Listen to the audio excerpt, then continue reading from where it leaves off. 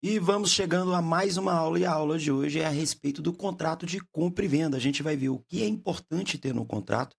Eu vou deixar aqui para vocês um modelo, nós vamos trabalhar em cima dele, você vai receber ele através do link que eu estou deixando. Mas, ao mesmo tempo, embora ele seja um modelo, todo contrato tem premissas, ele tem tópicos, e a gente também vai entender essa parte aí. Porque você vai receber esse modelo, você vai ter que editar ele conforme as suas necessidades. Você não pode deixar escapar dessas necessidades o que é o mínimo preciso para a estrutura de um contrato. Primeira coisa que a gente vai fazer é a seguinte, é baixar o contrato. Então você vai clicar no link que eu estou deixando na descrição do vídeo e dessa forma você vai estar acessando essa tela aqui, ó. Então tem aí um formulário, você vai deixar o seu e-mail, você vai deixar o seu nome completo, seu telefone e DDD, tudo juntinho. Aqui tem os termos de acordo para uso do formulário, bem como também para que eu possa usar as suas informações que você está deixando aqui. É para entrar em contato contigo, mandando novas informações ou novos modelos que a gente desenvolver nessas aulas aqui, nesse curso gratuito de corretor de imóvel. Você aceita os termos, clique em enviar, vai estar aparecendo aqui o link da planilha. Feito o clique, ele vai abrir e você tem a opção de fazer o download deste arquivo aqui. Aí aqui, ó, clicando em transferir uma cópia. Bom, eu já baixei aqui a minha versão, então a gente tem aqui já aberto no Word. Como eu disse, eu estou mandando editável para vocês.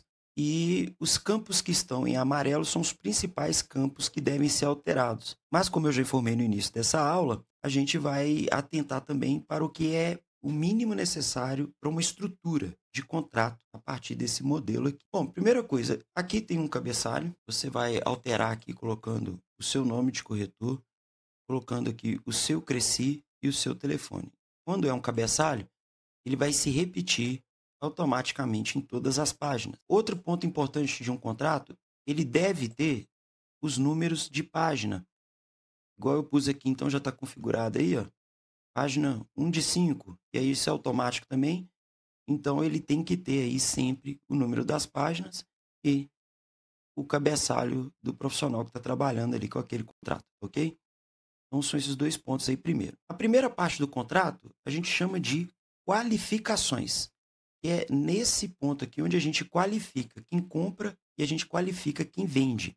Qualificar significa, no juridiquês, determinar a pessoa. Então, você está qualificando quem é. E aí a gente tem aqui o comprador, que é o promissário comprador, e a gente tem aqui o promitente vendedor, cada um com seus dados. Então aqui, esse é um contrato particular, ele é entre as pessoas, de promessa de compra e venda de imóvel. E aí a primeira etapa, qualificação das pessoas, colocando o nome do comprador, o CPF e seu endereço, também o nome, CPF e endereço do vendedor. Se tiver mais de um comprador, vírgula, repete os dados e até chegar no promitente vendedor. Se tiver um comprador e dois vendedores, chega lá no promitente vendedor, coloca os dados do primeiro, vírgula, os dados do segundo, até finalizar. Isso aí. A cláusula primeira, ela trata a respeito do imóvel. Essa parte aqui diz o seguinte, ó, constitui objeto de compra e venda do imóvel, terreno situado. Aí você vai pôr o endereço do imóvel. Se é uma casa, se é um lote, se é uma fazenda, você vai pôr aí o endereço. Logo aqui embaixo a gente tem a área total de metros quadrados. Aí você vai colocar aí. E na sequência a gente tem as confrontações. Aqui tem duas formas de você fazer isso. A forma de amarelo aqui é você colocar, se, por exemplo, aqui, ó, 10 metros de frente para a rua, nome da rua, fazendo divisa com o nome do confinante. Em geral, quando é de frente para a rua, é o estado que é o seu confinante, ou seja, a prefeitura, ou governo federal, ou governo estadual. Depende de quem é a rua que está em frente ao seu imóvel. Portador, nesse caso, que seria do CNPJ, né? Mas está aqui CPF. Lembrando que você vai adequar o contrato, isso é o modelo. Aí, por exemplo, 30 metros na lateral esquerda, fazendo divisa com nome do confinante, portador do CPF. Você tem que coletar esses dados quando for redigir o contrato, se você não tiver ele em mãos. 10 metros ao fundo, fazendo divisa com o nome do confinante, portador do CPF. E, por fim, 30 metros à direita, fazendo divisa com o nome do confinante, e fazendo assim o total de 300 metros quadrados. Então, é óbvio que isso aqui é um exemplo, né? Você vai pôr as medidas do imóvel, do terreno, a frente, a lateral, o nome dos confinantes, o CPF dos confinantes, e fazer o cálculo de metros quadrados. Uma hora a gente vai ter uma aula aqui só para poder trabalhar cálculos de metros quadrados. Outra forma de fazer essa mesma parte do contrato é através do que se chama azimuths, que são esses dados aqui que são obtidos através de uma medição topográfica. Então você contrata um engenheiro ou um topógrafo, ele vai fazer a medição do seu terreno, a medição do seu lote, a medição do seu imóvel, e ele vai gerar um relatório. Lá dentro desse relatório vai ter esse trecho aqui, ó, que são as azimutes. Curiosidade aqui, eu peguei esse trecho aqui, ó, é da Praça do Poder, lá em Brasília, hein? Se alguém estiver vendendo um lote lá, eu tô comprando, hein? E aí a gente tem aqui também, novamente, a área total, né? Aqui em cima fica no final, tanto quanto aqui embaixo. Lembrando que você vai ter ou da forma que está descrita em amarelo aqui, ou da forma que está descrita azul. Se você não tem a medição topográfica com as azimutes, você vai ter que partir aqui para cima. Se você tiver a medição topográfica com as azimutes, dê preferência para usar os dados da coordenada topográfica. Parágrafo 1º da cláusula 1ª. Os promitentes declaram neste ato que o imóvel objeto deste contrato não sofre restrições de qualquer natureza, estando livre e desembaraçado de todo e qualquer ônus real e pessoal, hipoteca legal ou convencional, arresto ou sequestro, foro ou pensão, tributos fiscais ou taxas devidos e cobrados até a presente data, respondendo os promitentes vendedores pela evicção de direito a qualquer tempo, responsabilidade civil e penal nas formas da lei. O que é a evicção de direito? A evicção de direito é a sua responsabilidade futura a respeito do passado. Então, quem está vendendo se responsabiliza por todo o passado do imóvel no futuro. Ou seja, até a data da assinatura do contrato, tudo que aconteceu ali é responsabilidade do antigo proprietário. Da data adiante é do novo proprietário. Se surgir no futuro um problema antes da assinatura do contrato, aí pela evicção de direito, o proprietário anterior é chamado a dar uma solução no problema. Seguindo aqui, a gente também tem o parágrafo 2º. O promissário comprador declara o haver vistoriado o terreno em questão no que diz respeito às suas áreas relativas ao objeto dessa compra e venda, aceitando-se como encontra bem como seus limites demarcados. Isso aqui é importante, a pessoa tem que visitar o imóvel que ela está adquirindo. Se ela não tiver como fazer isso, ela tem que mandar um terceiro, né, uma pessoa que represente ela, e essa pessoa vai assinar a ficha de visita. Item também que a gente vai estudar aqui, tá? Como fazer uma ficha de visita. Agora que a gente já passou da parte teórica das aulas, a gente vai começar ainda mais nas partes de ferramentas, que são, por exemplo, esses documentos como contrato de compra e venda, contrato de aluguel, ficha de visita, site e assim por diante. A gente está evoluindo aí nas nossas aulas. A cláusula 2ª, ela trata dos valores acertados. No exemplo aqui, eu pus um imóvel aqui de 60 mil reais. Lembrando que o imóvel ele pode ser comprado à vista e a prazo. Esse exemplo aqui é para um imóvel à vista. Se ele for negociado a prazo, o que muda são as condições desse a prazo, que deve também estar no contrato. Mas aqui esse modelo é um foco para um contrato à vista. Lembrando aqui o seguinte, que você pode usar essa base aqui para fazer um contrato também a prazo. Mas vamos focar aqui no que eu estou te entregando, que você vai saber como usar essa ferramenta. O preço justo total dessa compra e venda, que será pago pelo promissário comprador, os promitentes vendedores, certo e previamente ajustado, é de 60 mil reais e 0 centavos. Sempre escrever por extenso os valores do contrato ou outros dados de suma importância que são numéricos, como por exemplo o metro quadrado do imóvel, certo? Sempre. Incluindo os centavos. Então tá aqui, é uma venda à vista. Deste montante deverão se repassar os valores da seguinte forma. Por quê? 60 mil reais não é pouco dinheiro.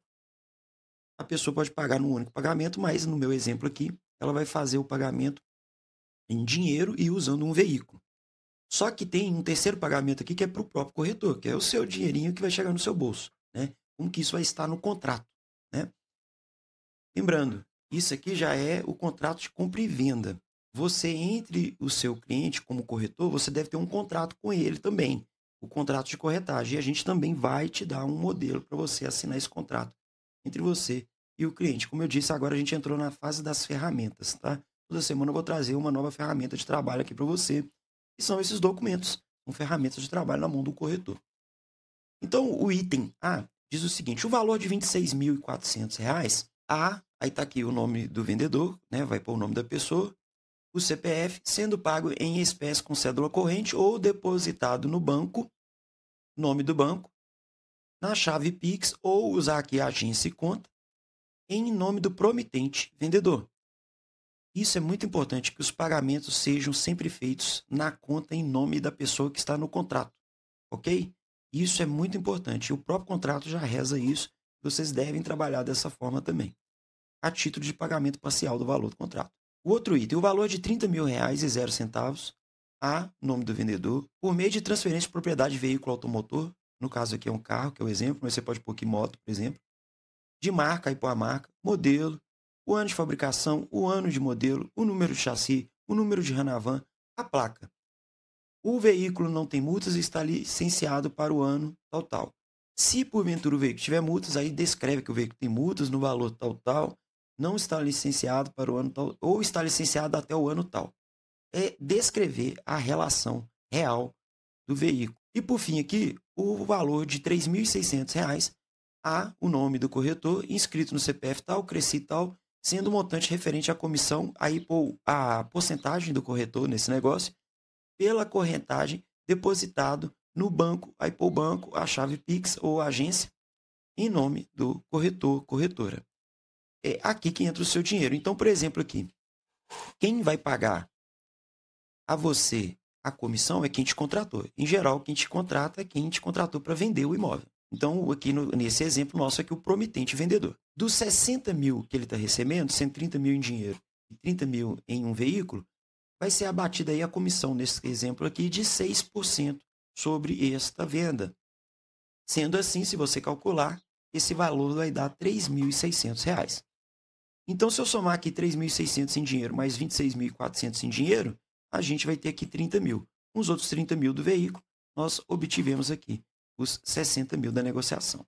Depois que você põe aqui como que vai ser pago, aí, por exemplo, aqui, vamos supor que o cara deu aqui A, dinheiro, B, carro, C, o pagamento do corretor, mas ainda faltou dinheiro aqui, ele vai ter que pagar, por exemplo, parcelado, aí você entra aqui, cláusula D, parcelamento, conforme, aí põe aí qual os juros que está corrigindo isso, você vai colocar aí também o prazo, quantas parcelas estão divididas e assim por diante.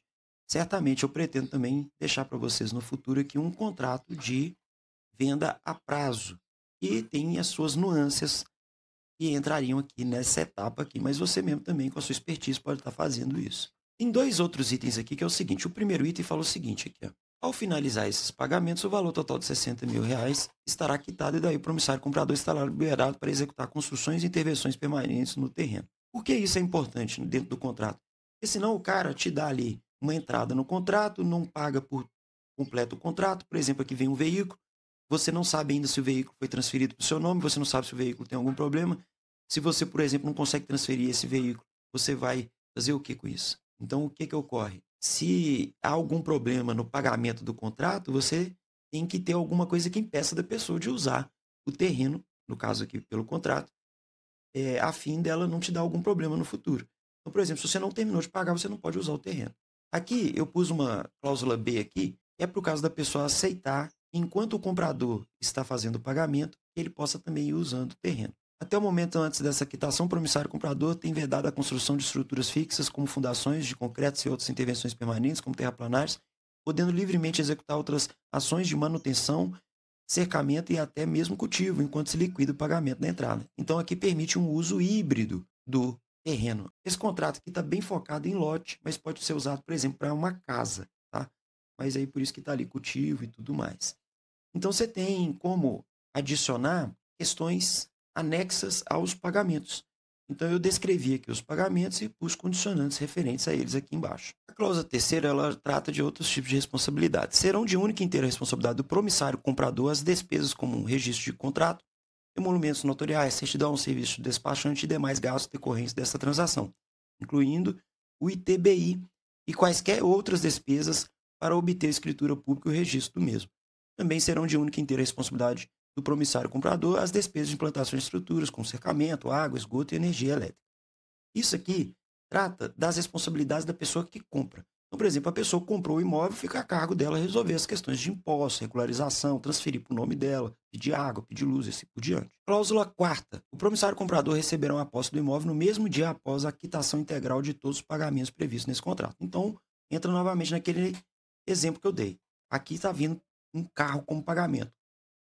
Às vezes, o pagamento é parcelado. A pessoa deu uma entrada e está fazendo pagamento parcelado. Então, essa cláusula especifica o seguinte, meu amigo, você só é de fato dono disso quando você terminar de pagar. Mesmo que o contrato tenha alguma cláusula acima, como eu demonstrei ali, que permita um uso híbrido ou um uso parcial do imóvel, enquanto ele é pago, enquanto ele é totalmente quitado, o contrato deixa claro, você só é dono depois que você paga tudo. A cláusula quinta. O presente contrato é feito em caráter revogável e irretratável nos termos da legislação vigente, obrigando as partes contratantes a cumprir todos os itens e condições convencionadas, renunciando expressamente as partes ao direito de arrependimento, salvo se verificada a inadimplência de qualquer pagamento, quando então aplicar-se-á o disposto na cláusula sétima do presente. Então, aqui está falando o seguinte: esse contrato aqui não se desfaz, só se desfaz se você não me pagar, né? E se você não me pagar, vai se aplicar a cláusula 7. Então, essa é parte do contrato pode lidar justamente com as questões de quebra de contrato. É óbvio que tudo isso aqui pode ser editado, pode ser aprimorado à condição do negócio que você está fazendo. Aqui eu estou tentando dar algo minimamente genérico aí que atenda às situações básicas ou que te permita, a partir deste texto, fazer alterações e chegar no seu texto ideal também. E contrato é texto. Isso do contrato importa. Cláusula sexta. O promitente vendedor se compromete em fazer a venda sempre boa, firme e valiosa em qualquer tempo e lugar, respondendo pela evicção de direito. Novamente aqui chama a responsabilidade para o vendedor. O vendedor se compromete em fazer a venda sempre boa, firme e valiosa. Tá vendo? E ainda, novamente aqui, ele responde pela evicção do direito, que eu já expliquei o que é isso aqui. A cláusula sétima. Fica eleito o foro da comarca, aí você vai pôr aqui o nome do município que vocês estão fazendo a negociação ou o nome do município que vocês aceitam que o processo seja executado caso haja algum processo, caso isso venha a ser judicializado. Vou explicar a importância, só terminar de ler aqui. Com a renúncia de qualquer outro, por mais privilegiado que seja, para dirimir quaisquer questões oriundas deste contrato por si, seus herdeiros, sucessores, bem como qualquer outro tipo de pendência não elucidada neste instrumento. O que ocorre? Por que tem que ter o nome do foro caso o contrato vá para a justiça? Porque senão, meu amigo, o país é enorme. Aí você faz uma venda, eu tô aqui em Minas Gerais, o cara entra com um processo lá em Manaus. Cara, só para ir lá em Manaus me defender, já vai talvez deixar de valer a pena me defender, tá entendendo? Então você põe um fórum e você e o seu cliente têm acesso a esse fórum. E aí você pode pôr, em geral, o nome do município que está sendo feito o negócio. Ou o nome do município que o comprador e o vendedor residem. E se eles residem em cidades diferentes, por exemplo, então um mora numa cidade do interior, outro mora em outra cidade do interior. Às vezes coloca uma cidade referência para os dois. Mas isso tem que ser combinado. Por quê? Para evitar que, se houver judicialização, alguém entre com esse processo num fórum tão distante, que te prejudique. Porque mesmo hoje com o advento do online, né? Hoje tem audiência online, tem muita coisa online. Se precisar de alguma coisa presencial, você vai ter que ir até lá, ok? Então a gente tem aí essa cláusula sétima definindo o foro para poder dirimir essas questões. E lembrando, né? Na cláusula anterior falava o seguinte, né? Se você não pagar, vai ter penas que estão na cláusula sétima.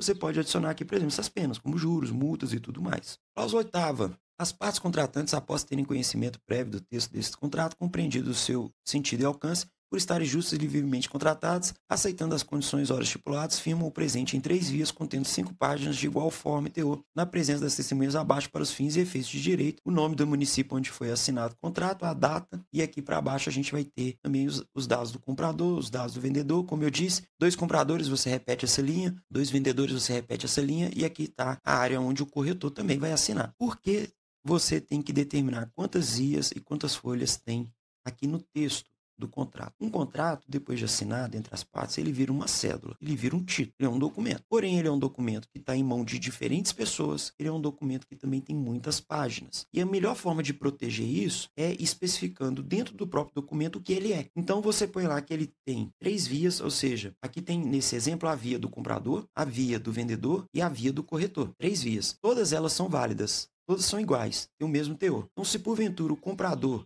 perder a via dele, se porventura o vendedor tiver um problema aí e não quiser apresentar a via dele, ainda tem o corretor com a via dele, que valeria igualmente aí. Outro ponto, números de páginas. Por quê? Porque assim evita de alguém, por exemplo, trocar uma página do contrato. Se cada via do contrato, todo mundo sabe que tem 5 páginas e alguém aparece com um contrato com 4 páginas ou com 6 páginas, tem algum problema com aquele contrato ali. É onde entra também aquela importância do rodapé, dele estar determinando o número de páginas que tem o contrato. E assim ele monta o quebra-cabeça. Você sabe quantas vias, quantas páginas tem. Não pode ter mais nesse exemplo aqui do que 3 vias. Então, por exemplo, a gente sabe que tem 3 vias desse contrato. Se alguém aparecer com uma 4ª via, uma via está falsa. Apareceu com um contrato que tem uma página a menos, uma página a mais. Tem algum problema aí. E é assim que a gente trunca essas informações e faz que todas tenham a mesma validade. Um item a seguir aqui, então a gente tem aqui os campos das assinaturas. Sempre deixar espaço assim, de 2, 3 linhas, 2, 3, 4 linhas para as pessoas assinarem. E por fim, a gente tem aqui um campo anexos. É a última etapa do contrato, ele é importante. Eu pus aqui alguns exemplos do que poderiam ser anexos. Lembrando, isso aqui são exemplos. Você deve atualizar isso conforme a necessidade do negócio que você está fazendo aí. Então, eu pus aqui, por exemplo, a cópia do contrato de compra e venda do proprietário anterior. É uma praxe, né? Você vai perguntar, deixa eu ver aí como que você comprou isso aqui, se você é dono mesmo, né, não? Ou então, por exemplo, a escritura do terreno. Aí a gente tem também aqui o levantamento topográfico do terreno, do lote, comprovantes de pagamentos, comprovantes de transferência. E aí você vai colocando aqui as coisas correlatas ao contrato que dão validade a ele. São coisas que estão dentro dele. Por exemplo, um comprovante de pagamento está dentro do contrato. A topografia do lote está dentro do contrato. Tudo isso são coisas correlatas. E aí você deve colocar ali em anexos para justamente vincular aqueles itens diretamente a este contrato. Não necessitando de uma vinculação judicial, por exemplo. Já está no contrato, já está vinculado. Se a coisa não está aqui em anexos, por exemplo, e você, por alguma necessidade, é obrigado a vincular ela ao contrato, você teria que ter a anuência de ambas as partes ou então judicializar esse assunto aqui. Então, basicamente, todo contrato ele tem que ter identificação clara das partes, descrição técnica do imóvel, definição precisa de valores e formas de pagamento, responsabilidade das partes e cláusulas de segurança jurídica, como foro, irrevogabilidade e evicção de direito. E assim você vai construindo o seu contrato. Lembrando que você pode pegar o seu contrato pronto, enviar ele para um advogado, enviar ele para alguém que entenda do ramo, como, por exemplo, o ChatGPT. Você pode mandar ele lá para dentro do programa, ele vai dar uma revisada e te ajudar a chegar numa etapa final do seu contrato. Lembrando que isso também pode ser feito aí por um advogado. Se você tiver acesso a ele também, vale a pena trabalhar com esse profissional. E dessa forma a gente conclui a aula de hoje e eu gostaria de falar a respeito da próxima aula. Eu vou trazer aqui na próxima aula outra ferramenta importante como essa. Lembrando, agora a gente entrou nas fases das ferramentas e nós temos aqui outras aulas que explicam como iniciar os seus passos para se tornar um corretor. O que fazer durante o seu período de estudo como corretor. E aqui a gente já está entrando nas partes das ferramentas e você já pode desenvolver elas enquanto você está estudando como corretor ou, ao mesmo tempo, você já pode usar elas a partir do momento que você já é um corretor, ok? Então, todas as aulas a seguir serão ferramentas. A próxima etapa nossa são ferramentas. Lembrando que são em torno de 50 aulas que eu preparei aqui para você. Vou estar postando ela toda semana e a próxima é no sábado, às 18 horas da tarde, o nosso encontro. E você vai deixando um like no vídeo e se inscrevendo no canal e muito grato pela sua audiência.